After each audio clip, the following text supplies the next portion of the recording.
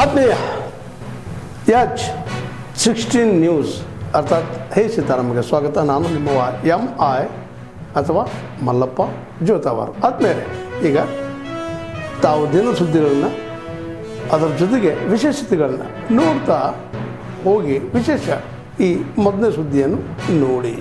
Checkup ಮಾಡಬೇಕಂದ್ರೆ ಮುಂಚೆ sugar ಇರುವಂಥದ್ದು, BP ಇರುವಂಥದ್ದು, ಕಿಡ್ನಿಲಿ ಕಲ್ಲಿದ್ದಂಥದ್ದು, ಫ್ಯಾಮಿಲಿಲಿ ಯಾರಿಗಾದ್ರೂ ಕಿಡ್ನಿ ಪ್ರಾಬ್ಲಮ್ ಇದ್ದರೆ ಅವರು ಚೆಕಪ್ ಮಾಡಿಸ್ತಾರೆ.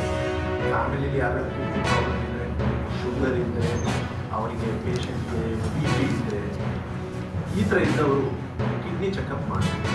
ಸೊ ಏನು ಟೆಸ್ಟ್ ಮಾಡಬೇಕು? ಸ್ಟಾರ್ಟಿಂಗ್ ಆಗಿ ಸಿಂಪಲ್ ಆಗಿ ಬ್ಲಡ್ ಟೆಸ್ಟಲ್ಲಿ ಒಂದು ಸಿರಮ್ ಕ್ರಿಯಾಟಿನ್ ಅಂತ, ಮೂತ್ರ ಟೆಸ್ಟ್ ಮಾಡಬೇಕು.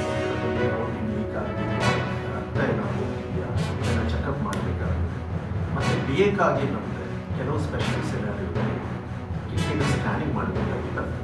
ಮತ್ತು ಇನ್ನು ಮಿಕ್ಕಿದೆಲ್ಲ ಮತ್ತೆ ನಾವು ಇದನ್ನು ಈ basic test blood creatine urine test ಮಾಡಿದ್ರೆ ನಮಗೆ ಸಮಸ್ಯೆ ಉಂಟಾಗಿಲ್ಲ ಅಂತ ಮತ್ತೆ ನಾವು ಫರ್ದರ್ ಟೆಸ್ಟ್ ಬೇಕಾದಾಗ ಡಿಸಿಷನ್.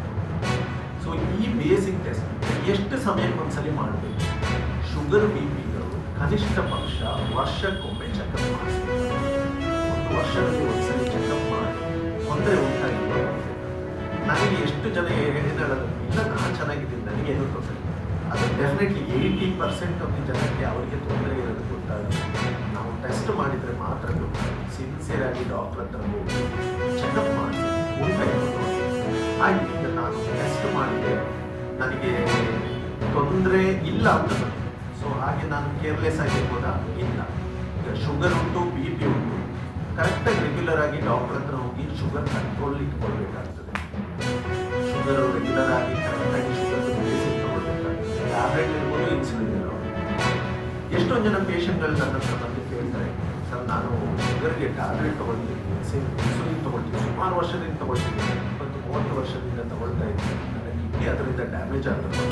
ಎಷ್ಟೊಂದು ಶುಗರ್ ಫಸ್ಟಲ್ಲಿ ಗೊತ್ತಾಗಿತ್ತು, ನಾವು ಮೆಡಿಸಿನ್ ಇರೋರಿಗೆ ಹೆದರ್ಕೋಬೇಕು, ಶುಗರ್ ಟ್ಯಾಬ್ಲೆಟ್ ತೊಗೊಂಡಿದ್ದೀನಿ, ಅದು ತಪ್ಪು. ಒಂದು ದೊಡ್ಡ ಮಿತ್. ಯಾವ ಶುಗರ್ ಟ್ಯಾಬ್ಲೆಟಲ್ಲಿ ಅಥವಾ ಇನ್ಸುಲಿನ್ನಲ್ಲಿ ಕಿಡ್ನಿ ತೊಂದರೆ ಆಗೋದಿಲ್ಲ. ಕಿಡ್ನಿ ಶುಗರ್ ಕಂಟ್ರೋಲ್ ಇಟ್ಕೊಂಡಿಲ್ಲ ಅಂದರೆ ಮಾತ್ರ ಯಾವ ಮೆಡಿಸಿನ್ ಆ ಶುಗರ್ ಕಿಡ್ನಿ ತೊಂದರೆ ಕರೆಕ್ಟಾಗಿ ಕಂಟ್ರೋಲ್ ಇಟ್ಕೊಂಡಿಲ್ಲ ಅಂದರೆ ಕಿಡ್ನಿ ತೊಂದರೆ. ಸೊ ಕರೆಕ್ಟಾಗಿ ಪ್ರಾಂಪ್ಟಾಗಿ ಡಾಕ್ಟರ್ನ ಚೆಕಪ್ ಮಾಡಿ ಬೆಂಕಿ ಹಾಕಿ ನನಗೆ ಹೊಡೆದಿದ್ದು ಮಾಡಿದ್ದು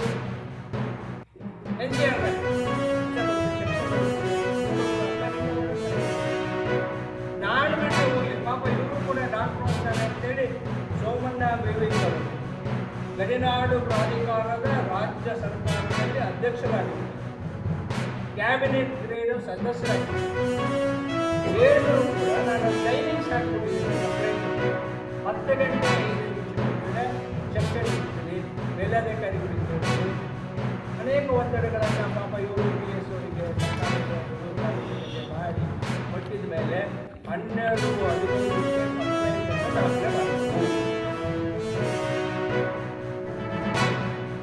ಯಾವುದೋ ಒಂದು ಸಕ್ರಿಯಾದ ಅಪರಾಧ ಆಗಿದೆ, ಕಾಂಪ್ಲೇಂಟ್ ಆಗಿದೆ, ಮಾಜೂರಿಗೆ ಬರಲಿಲ್ಲ, ಬೆಳಗ್ಗೆ ಬರಲ್ಲ ನೋಡಿದ್ರು. ನಾವು ನಮ್ಮ ಸಮಾಜದ ಬಂಧುಗಳ ಬೆಳಿಗ್ಗೆ ಬರಲಿಲ್ಲ, ಮತ್ತೆ ಫೋನ್ ಮಾಡಿ ಡಾಕ್ಟರ್ ಬರ್ತೀನಿ ಬರ್ರಪ್ಪ, ಮತ್ತು ಅವರೇ ಬರಬೇಕಿದ್ರು. ನೋವಿದ್ರು ಕೂಡ ನಾನು ಇಲ್ಲಿಗೆ ಬಂದು ಬಂದಾಗ್ಯೂ ಕೂಡ ಅವರು ಇಲ್ಲ, ಇದು ಯಾವುದೋ ಒಂದು ಪಾದಯಾತ್ರೆ ಆಗಿದ್ದು ಒಳ ಮೀಸಲಾತಿಗಾಗಿ ಬಂದರು.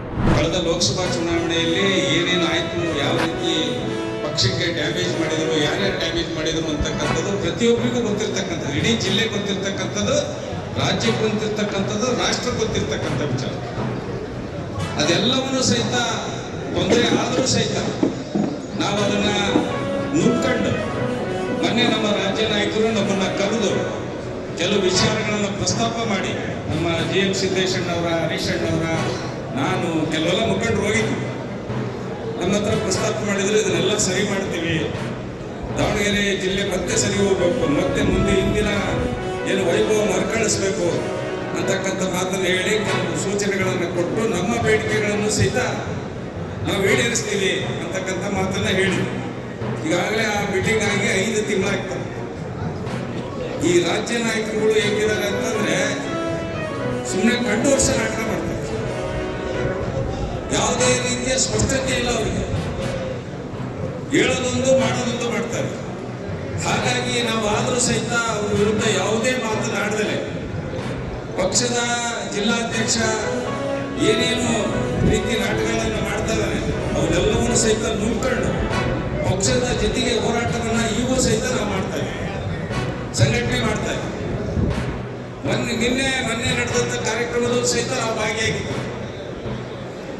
ಆದರೆ ಕೇವಲ 2 ದಿವಸದ ಕೆಳಗಡೆ ರೇಣುಕಾಚಾರ್ಯವರ ಹುಟ್ಟುಹಬ್ಬದ ಪ್ರಯುಕ್ತ ಏನೋ ಒಂದು ಕಾರ್ಯಕ್ರಮನ ಮಾಡಬೇಕು ಅಂತಕ್ಕಂಥದ್ದನ್ನು ಇಟ್ಕೊಂಡು ನೆಪ ಮಾತ್ರ ಅದು. ಯಾಕೆಂದೆಲ್ಲ ಹುಟ್ಟಿದಬ್ಬ ಮಾಡ್ಕೊಂಡಿಲ್ಲೇನು? ಈಗ ಯಾಕೆ ಈ ರೀತಿ ಹುಟ್ಟಿದಬ್ಬದ ಒಂದು ನೆಪ ಇಟ್ಕೊಂಡು ಇಷ್ಟು ಅದ್ದೂರಿಯಾಗಿ ಕಾರ್ಯಕ್ರಮ ಮಾಡಿದ್ರಿ? ಯಾಕೆ ಅಲ್ಲಿ ಅಭ್ಯರ್ಥಿಗಳನ್ನು ಘೋಷಣೆ ಮಾಡಿದ್ರಿ? ಇದರ ಉದ್ದೇಶ ಅಂದ್ರೆ ಸ್ಪಷ್ಟವಾಗಿ ಅರ್ಥ ಆಗ್ತದೆ. ಶ್ಯಾಮನೂರ ಮನೆತನಕ್ಕೆ ಯಾವ ರೀತಿ ಸಹಾಯ ಮಾಡಬೇಕು ಅಂತಕ್ಕಂಥದ್ದು ಇದು ಒಂದು ಹುನ್ನಾರ. ಯಾಕೆಂದ್ರೆ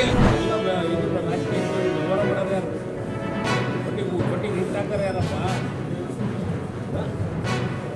ನೋಡೋಣ ಕೂತ್ಕೊಂಡು ಮಾತಾಡೋಣ. ಈಗ ಪ್ರಭಾನು ನಾನು ಇಲ್ಲ, ಅದಕ್ಕೆ ಅವನಿಗೆ ಸಮೂನು ಬಂದಿದ್ದ. ಅವನು ನಾವು ಇದು ಇರ್ತೀಯಂತ ದಿವಸ ಕರೀತಾರೆ. ನಾನು ಇರಲ್ಲಪ್ಪ ಇದ್ದಾಗ ನಾನು ಅಂತಾನೆ, ನಾನು ಇದ್ದಾಗ ನೀನು ಹೋಗ್ತೀನಿ. ಇಬ್ಬರು ಮೊನ್ನೆ ಕರ್ಕೊಂಡು ಹೋಗಿದ್ದ. ಎಲ್ಲರೂ ಅಟೆಂಡ್, ಯಾರು ಇದ್ದಾಗ ಒಬ್ಬರು ಅಟೆಂಡ್ ಮಾಡ್ತೀವಿ.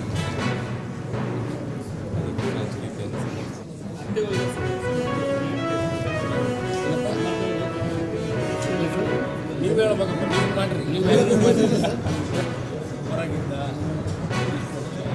ಈಗ ಒಂದು ಕೋವಿಡ್ನಿಂದ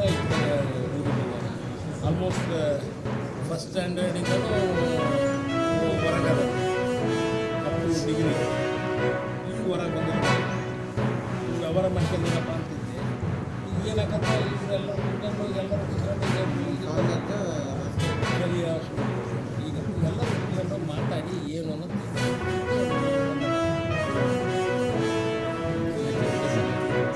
ಇಲ್ಲಪ್ಪ, ಇಲ್ಲ ನನಗೆ ವೈಯಕ್ತಿಕವಾಗಿ ಇನ್ನು ಏನು ತಾವೆಲ್ಲ ಇಲ್ಲಿವರೆಗೆ ಸುದ್ದಿಗಳನ್ನು ನೋಡಿದಿರಿ, ಜೊತೆಗೆ ವಿಶೇಷ ಘಟನೆಗಳನ್ನು ಸಹ ನೋಡಿದಿರಿ. ಅದು ನಿಮ್ಗೇನು ಅನ್ನಿಸ್ತು?